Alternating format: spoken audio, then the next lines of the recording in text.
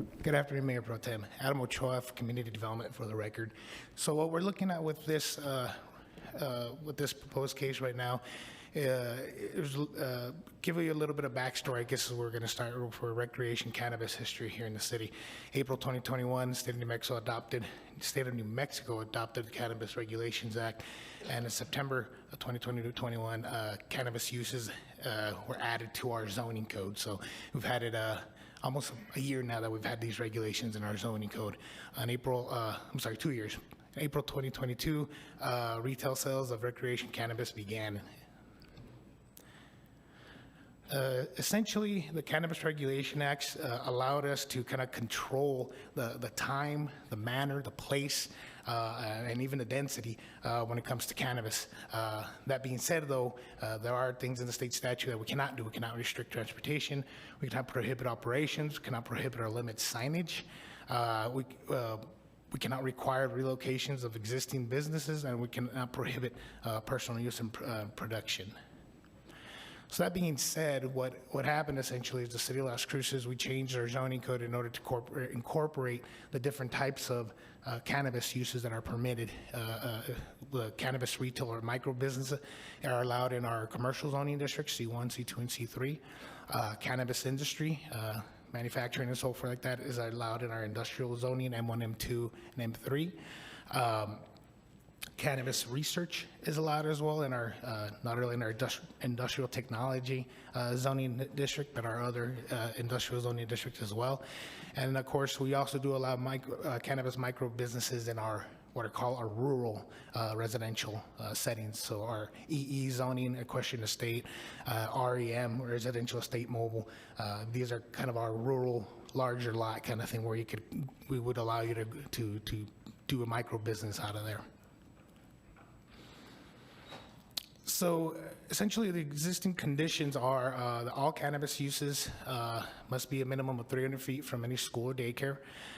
Cannabis retail and micro businesses in the C1, C2, and C3 zoning districts must be a minimum of 300 feet from residential zones and 300 feet from each other as well. An SUP or a special use permit can be applied for if a business is closer to either one of those, either from each other or from a residential zone. Additionally, on top of that, no consumption is actually permitted in our C1, our commercial low intensity zoning district. Excuse me. Additionally, with the cannabis industry, it can have kind of like an accessory retail associated with it when it comes to industry, the industrial side of it. That being said, though, they're limited to 5,000 square feet in size and no more than 49% of the total square footage of that building. So essentially, the primary use would still be that industrial use. Secondary would be that retail aspect.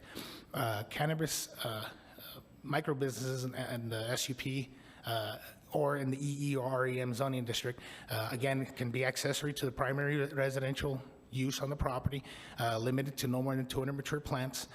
Products for sale must be grown on site, located in fully enclosed accessory buildings, 100 feet from any residences. So that's including on site and from any adjacent residence as well. So some things to take into consideration when we're looking at this amendment. Other like uses in the city of Las Cruces do not have buffers from each other. You can have a McDonald's right next to Burger King. You could have, Adam's Burritos right next to Tim's Burritos with no issue. Additionally, there's been no real additional or unique impacts that have been noted. We have had no code enforcement complaints over the past couple years that this has been going on. We do have a weekly meeting with potential cannabis entrepreneurs, and essentially they do keep coming to us saying, when this site work, will this site work, will this site work, just because it's becoming difficult to find somewhere that they're allowed to do the use by right, or not having to do a special use permit to have the correct zoning district on it, either citing that they're already too close to somebody, or there's already one in that area, or that as soon as the property owner finds out what it is that they want to do, they just back out of the deal completely, and that's been told to us on several occasions. Staff does also see kind of like an inadvertent inequalities between multifamily and single family. So you have to be 300 feet from a single family home, but you can be right next door to an apartment complex. So we see some inadequacies there. Staff has used a lot of time processing our special use permits. We've actually done 16 special use permits already to allow businesses to either be within the 300 feet from each other or from a residential, single-family residential zoning district, and that takes a lot of time from staff. All have been brought before the Planning and Zoning Commission, and all have been approved except for one, which was upheld. It came to City Council, and then it got approved there. Basically, it's based on the lack of increased impacts. There's no real impacts is what staff sees with these. Let's see here. Here is that cannabis buffer analysis. So this is just kind of showing you where a business is at, it's cannabis related. That basically, and then shows kind of like a buffer around it, the orange. So essentially somebody went in here and now all that whole area, nobody can go there. That's kind of what we're showing with this map here. Here's just a quick number of cannabis business types that we have in the city of Las Cruces and the number of them that we have of each. Cannabis retail, we have about a total of 30 issued business licenses. Manufacturing, we have 4. Couriers, we have 1. Cannabis producers, we have about 7. Cannabis micro businesses, we have 2. And there are other cannabis businesses that have multiple aspects, courier and retail manufacturer. Those that we have about a total of 8, so a total of 56 issued licenses right now in the city of Las Cruces. And I guess I'll go ahead and do this now. Just wanted to show this. There we go. This is actually a map that we have in our city website. The green dots show the different businesses that are cannabis related in the city of Las Cruces. These are actually issued ones. So for instance, if we go here, click on it, it'll actually show you the name of the business, doing business as, and what the type of business it is. So just a quick little map that kind of shows you, as you can see, the vast majority of cannabis-related businesses are located within the core of the city. So really, it's more in the center part of town. Nothing really too much. A couple things on the East Mesa, and then some industrial-related out in the West Mesa as well.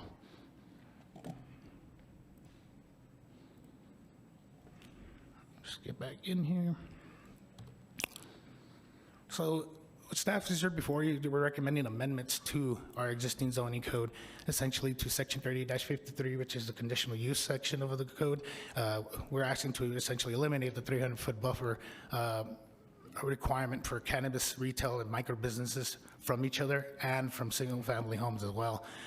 So those are the two, essentially the only real buffer that will still be required would be the 300-foot buffer from any school or daycare. That would still be in place. Additionally, under section 38-54 in the special use permits, we would eliminate the requirement for special use because essentially you would no longer need one because there'd be no more buffer requirement. The Planning and Zoning Commission did review the proposed amendments on April 25th, 2023 during the regular meeting. They did recommend to eliminate the 300-foot buffer and special use permit review as well. Cannabis retail or micro businesses to cannabis retail and micro businesses, and also cannabis retail micro business to single family residential zones. Recommendation made at a public noticed meeting, so that did take place at a public meeting. These were some of the findings that they said, and it's in your staff report and the staff report as well. Excuse me. With that, council, your options: 1, to vote yes and approve the proposed amendments; 2, to vote no and deny the proposed amendments; 3, to vote to amend and change whatever you'd like to do to these amendments; and 4, vote to table and postpone. That is the conclusion of my presentation, and I stand for any questions anybody might have. And we have additional staff here if you have any questions for them as well. Thank you, Adam. Councilor Graham. Hi, thank you. I wanted to catch you while you were here, Adam, before you